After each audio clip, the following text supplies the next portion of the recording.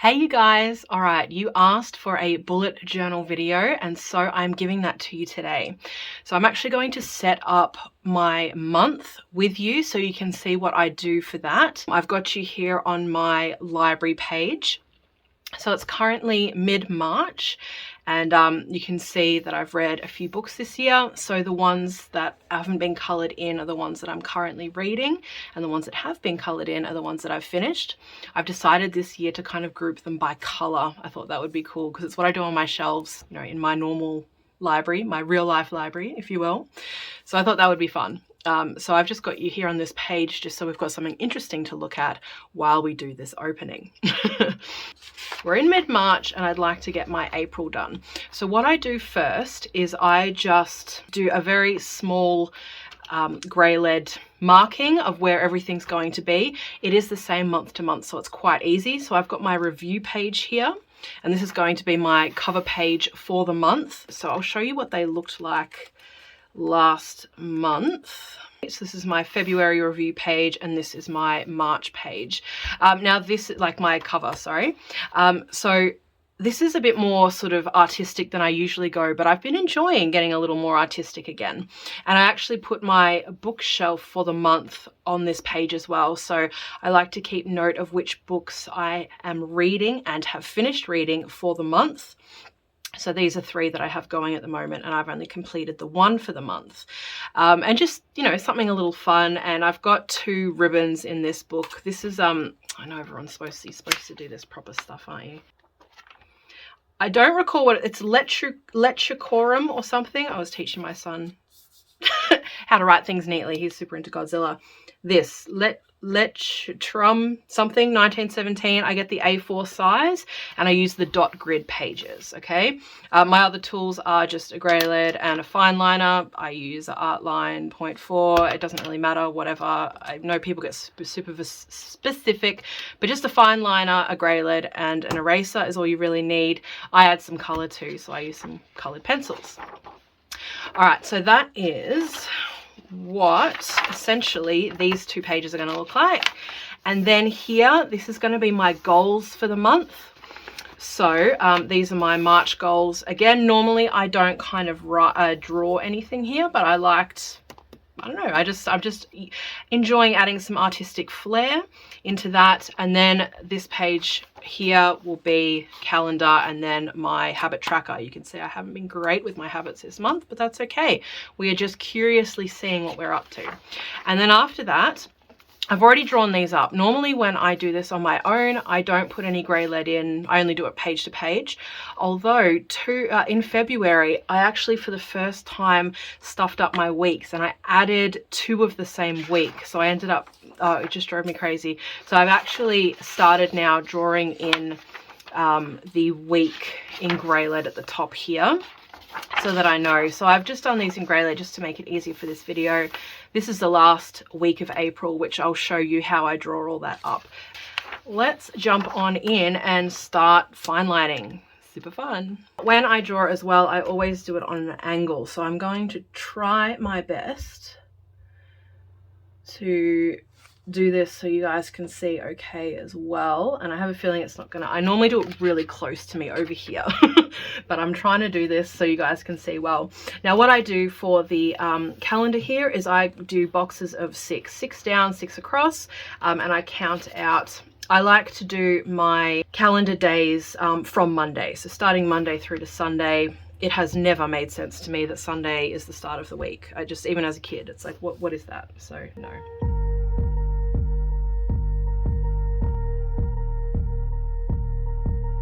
Now it's really easy for me to get fairly straight lines because I do it out in grey lead. I have noticed if I don't do grey lead first, then my lines often go really wonky. But even if they are a little wonky, it doesn't matter too much. Not to me anyway. I just try and be relatively straight. You can see it's a bit, but you know, I don't mind. Okay, and to do these lines, I always flip my book around. So this probably gonna look super weird for you, but please bear with me. I'm about to start working on my habit tracker here. Now, habit tracking is something that has absolutely changed my life. I wanted to, for so long, add in all these awesome habits, and I just kind of wasn't doing them. But this system, just getting to color in a square every single time that I do one of the habits that I am wanting to implement into my life. It's just such a great way to reward myself and to actually encourage me to continue to do those things. I was looking back at some of my old habit trackers, my very first ones, earlier today, and the difference is incredible. Like, I'm doing so many of the things that I was just desperate to do so long ago. And it's through doing this simple system. I don't have to do the things every day, but when I do them, I reward myself. I get to color in a little square, and I just approach this really curiously. And it's just been absolutely game changing. If you're wanting to add in habits like meditation or spell work or, exercise or any kind of habit that you're wanting to put into place, I recommend trying a habit tracker. There are online ones as well, but if you're anything like me, having it down on paper is where it's at. So I highly recommend giving it a go. It might be something that really works for you as well.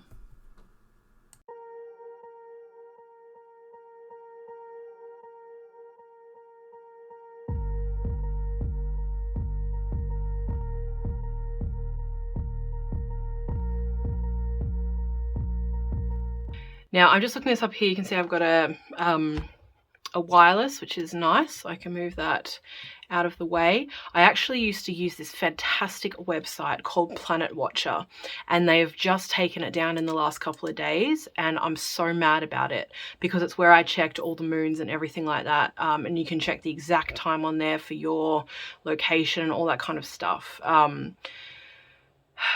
There's a whole story behind it, which I'll share in a vlog.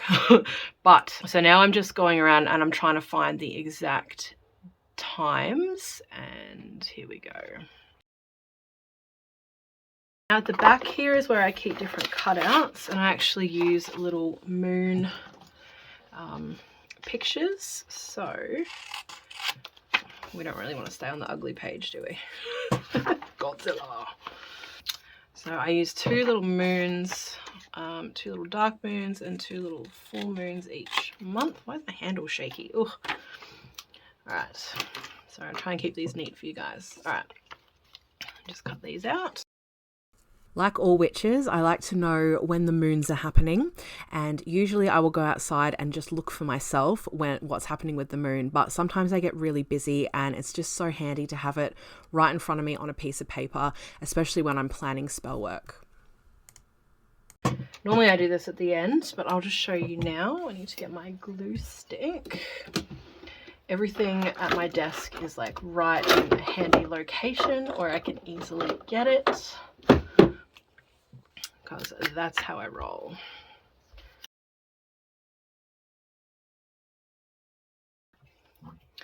Okay, so I have the moons marked here in my, I might put those there, in my habit tracker, and then I also mark them here, and here I will write down the exact times of them as well.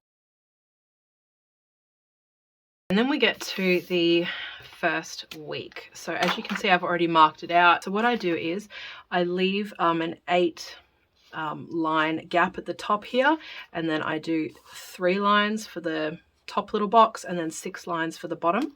And this is where I actually put all of my events and different things that I need to remember for the week.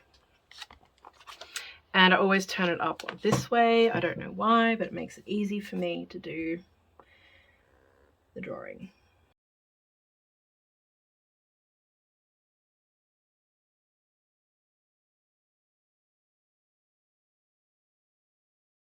So this is my week events and things, as I said, and then here I just draw a line down here and then a larger one here. I used to have these both the same size as these boxes, but I've made this one smaller and this one larger. And this one here, I write down any spells that I've done for the week, and any formulas I've made and those sorts of things, sort of like bigger magical things, I suppose.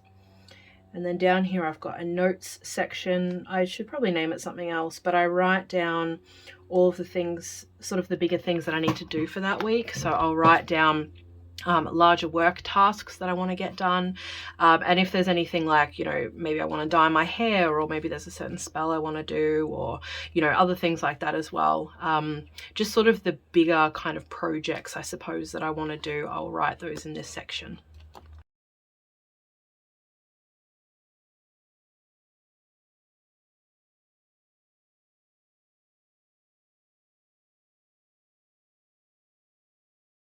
Now I leave all colouring in and everything of the weeks until the actual week comes up, because what I do is I base the colours on the card that I pull for the week, and I just really like the way that looks. So that's something that I've played with over time.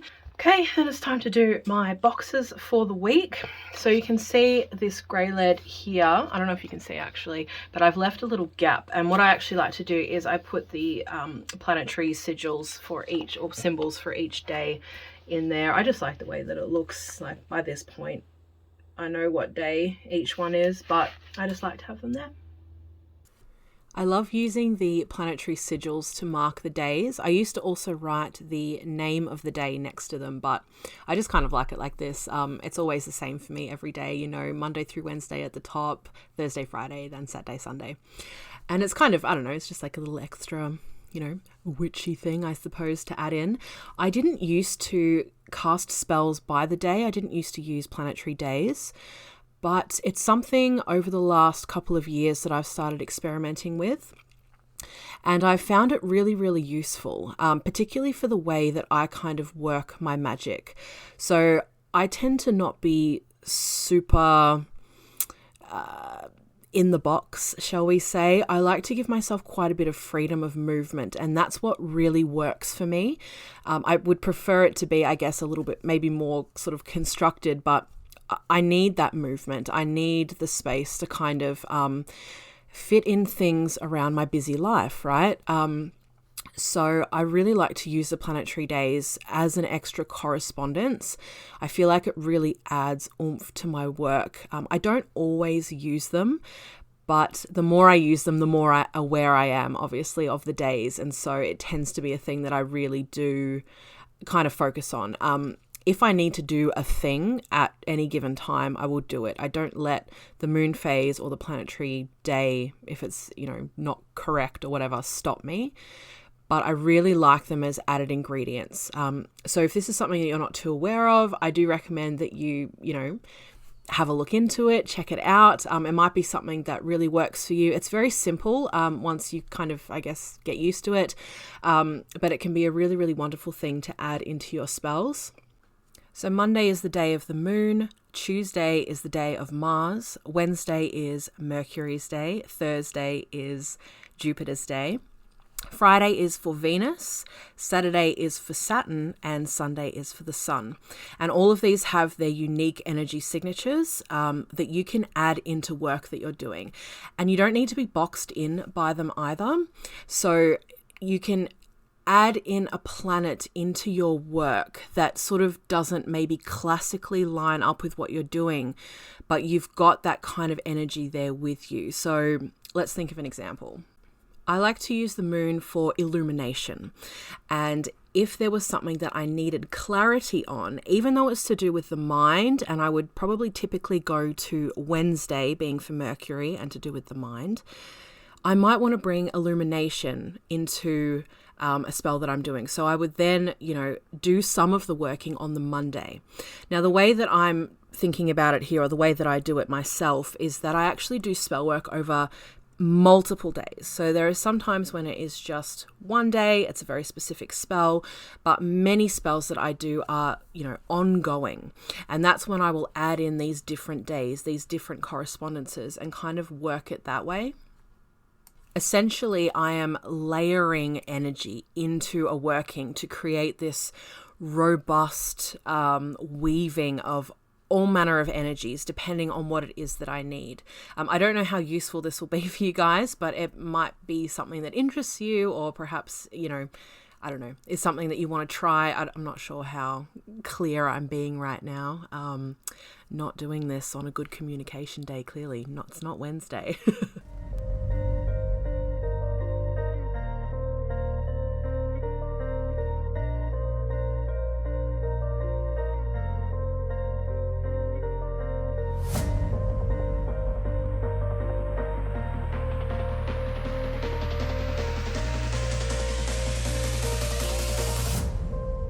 Now, each week I do a little bit of a review of my week. So I will write about the card that I have drawn and how it relates to my week and just anything that I feel like I kind of want to get off my chest.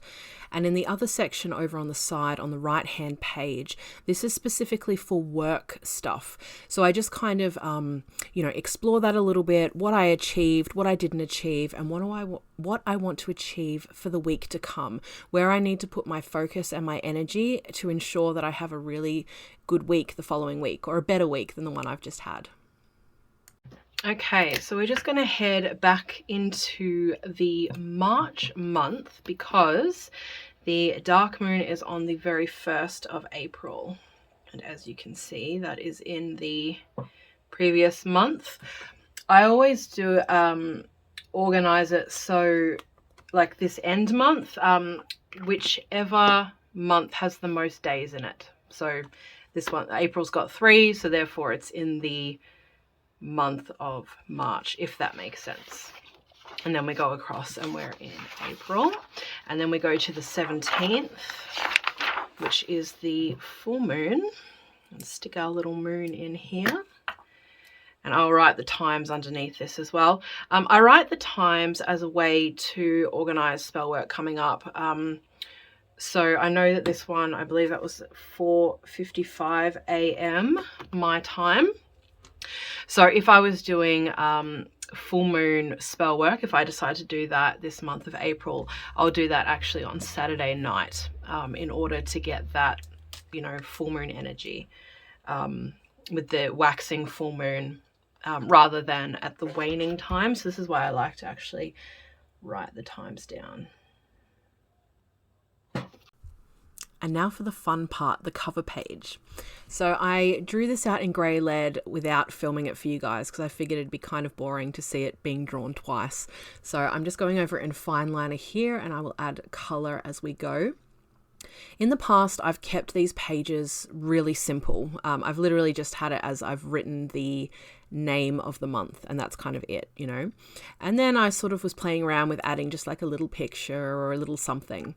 But recently, over the past few months, I've just been adding a little bit more flair to it, I suppose. I'm actually, I have an artist background. I don't really do anything much with that anymore. I haven't for years. I used to paint and draw and that sort of thing quite a lot. It was a big part of my life. But for the last few years, I haven't done a whole lot of it. So I was just kind of, thinking, well, I enjoy drawing, and it's something that I wanted to add in a little bit more in this way. This way I'm kind of enjoying the art as well. Like I'm looking at it all month long. And I just get to enjoy it in that way rather than it sitting in a sketchbook, which perhaps was part of the reason why I haven't done a whole lot of art, over the last few years. So this has been really fun just to do this. And this is very simple drawing. Drawing takes so long though, which is a part of the reason I don't do it anymore, I think. I have a lot of things going on in my life, and it's just not something that I have created a lot of time for. So I like to keep my bullet journal, or it's not really a bullet journal, I suppose, but the planning that I do here really simple. And which is why I wasn't doing any art in it or anything like that for the first few years, because I just wanted it to be easy to draw up every single month. But now I'm feeling like some months I want to put in a bit more effort just for my own, again, sort of artistic stretching, I suppose, and to enjoy it in this way. But it's really something that isn't necessary. But it's something that I've kind of enjoyed doing, although it takes me so much longer to draw up every month when I do drawing kind of like this. So that's something else that I kind of take into account. How much time do I have? How much time do I really want to spend doing this? But, it's nice to stretch those artistic muscles. I actually always thought that one day I would be an artist. So this is quite, what I do is quite unusual anyway. I'm a witch professionally. Not an artist, but yeah, I always sort of thought that I would be. But, I really like where my life has gone. I think one of the reasons I thought I would be was because I couldn't think of anything else that I'd like to do. But I enjoy doing this little fireplace for this month. So I actually have a fireplace that kind of looks similar to this, a big brick fireplace. And I cannot wait to light fires in there. It's still quite warm. And as I record this right now, I'm actually sitting in a singlet and like it's warm. But it is autumn now down here in the Southern Hemisphere. I'm so excited. It is my most favorite season. So yes, I'm looking forward very much to having fires in my fireplace. And I don't know if I'll be able to yet this month, but I wanted to put that in there. And now I am drawing up my goals page. So I've been enjoying just putting like some kind of art piece on this page. I'm drawing a skull here. Skulls are something that I really love. Aesthetically, I think a lot of us witches are just like, skulls are awesome, right? They're creepy. They're so primal. There's just something amazing about looking at a skull. I don't know, says all the goths, right? But I actually use skulls quite a lot in my practice. I really enjoy working with bones and that sort of thing. But I also really enjoy working with skull candles. So they're really amazing when you're wanting to work on someone's head, okay? So whether that's your own mind or whether it's the mind of someone else for whatever purpose, it can be baneful, it can be, for positive purposes, like whatever it is. They're just such a great way to cut through all of the noise and all of the mess and just directly work right there. There's actually this really awesome spell that I was going to get organized and share with you guys, but I'll just start off the top of my head right now. And that is to get a purple skull candle. Now, this is for psychic development. To get a purple skull candle, and you write your name and birth date on the bottom of the candle.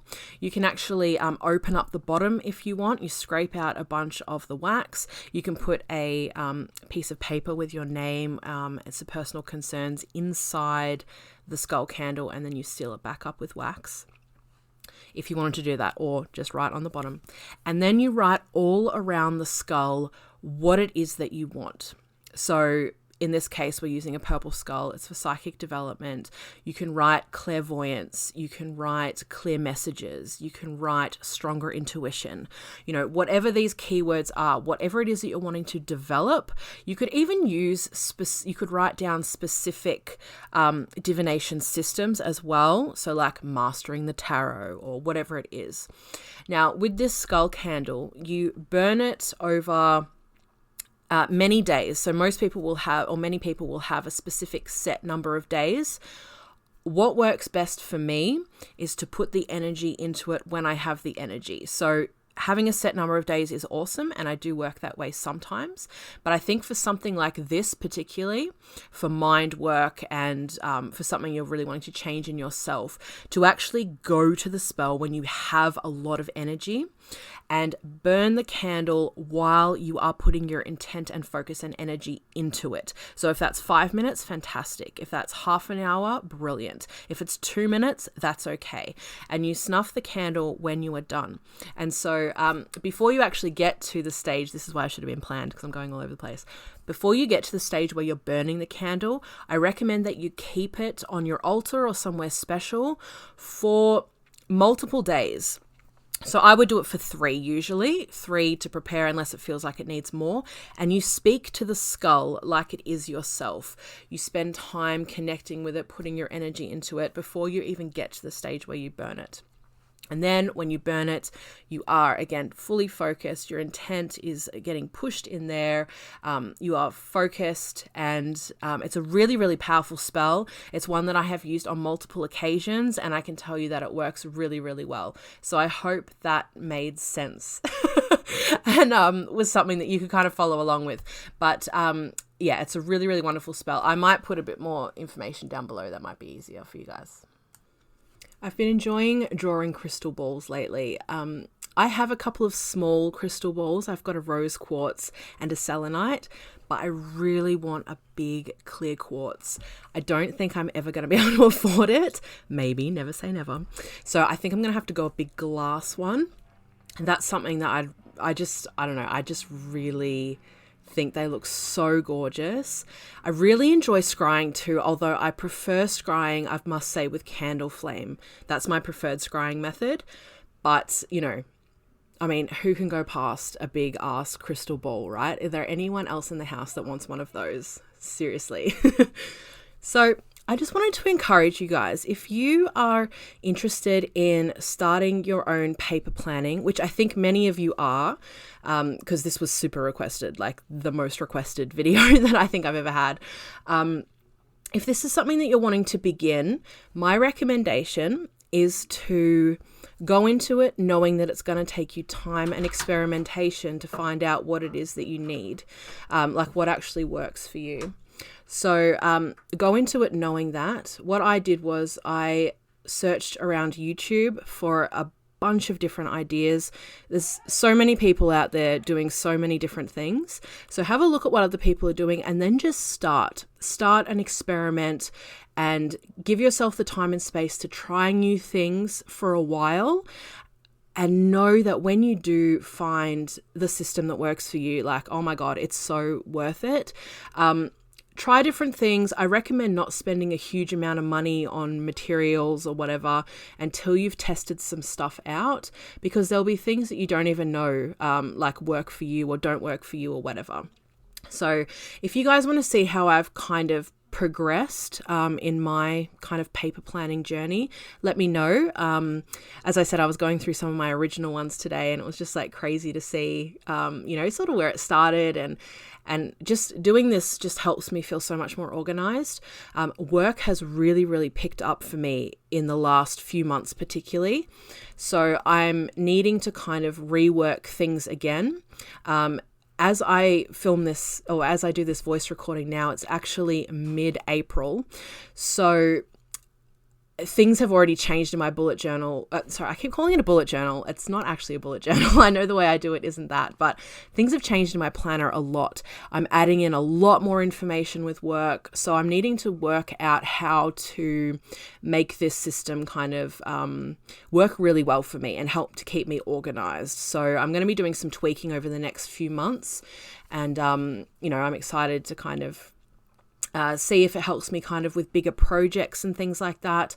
So the way that I do my stuff is, you know, I have a to-do list every single day. I kind of have a to-do list for the week. And then I've got sort of events and big sort of due dates and things like that I write in my calendar.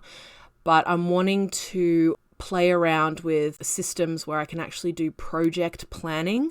That's kind of an area that I haven't dived into yet, although I've seen that done with other planners and things like that, other systems. So I'm going to be going around on YouTube and getting lots of inspiration and trying some different things. I'm really excited about that. Yes, but that's my tip for you guys, is to actually just test things out, give yourself the time and space, and just experiment. It's really, really worth it.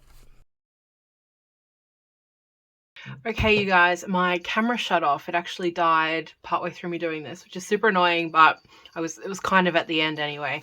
So this is the finished product here. I have my my cover day, my hello April, whatever, done. When it gets to the end of March, usually I'll do it on the last day. I like to do it on the last day, which is nice when it falls on like the Sunday. But sometimes I do it like the first or the second of the month. I would do the review page because I like to print out I can't remember if I said this already, but I like to print out the cards and then I put those there and just sort of make it all fit. So I'll do that. And then here is my goals page. I might play with putting something else here because it's just a lot of dead space. You saw in my last one here, you know, there's just a lot of space there. So I'll see about maybe adding something else or something there. Then I've got my calendar. I'm going to write in different dates and things like that, and I'll do the same thing for each week as well. I actually have, at the very beginning of the book, I've got a future log. So this means for any upcoming months, I write down different things. So I always put in my birthdays there. If I've got different events and things like that I know are coming up, I'll write those down.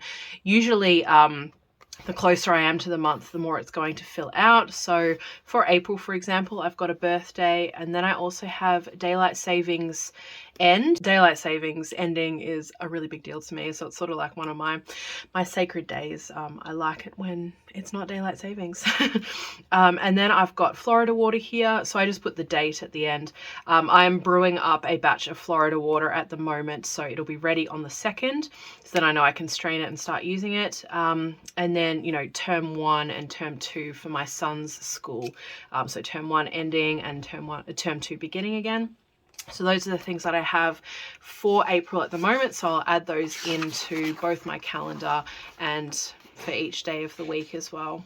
And then once I get to the end of the month, I will do this all again. So then I will go my review page and then into May. Let me know if you have any questions about any of this. I'll, you know, kind of go through as I'm editing this and see if there's anything else we can kind of talk about with this. But if you have any questions about the system that I use or anything like that, please let me know. We can talk a bit more about this, because I know that, you know, it's something that a lot of people want to do, is kind of create a planning system that works for them. And this is something that works for me. So hopefully you've got some tips and tricks from what I do that will be useful for you. But I think the most important thing is that you just try stuff and you allow it to take time. That's a really big thing. So just know when you're starting out, it's going to take time to find the thing that works for you, and that's okay. Just allow that time, try different things, and eventually you'll come across a system that really works for you. And this is what works for me. All right, you guys, let me know how you do your paper planning. If you are a paper planner, I know there are quite a few witchy peeps who are. I would love to hear all about it, and put links and videos down below and stuff so I can come check you out as well. I would really love that. But I'm wishing you so much love and many blessings. It's quite late at night now, and I'm getting up very early tomorrow morning. You'll be seeing what I'm doing in a vlog, an upcoming vlog. But I'm wishing you all tons of love, many blessings. Thank you for hanging out with me, and I'll talk to you again soon. Over the sea.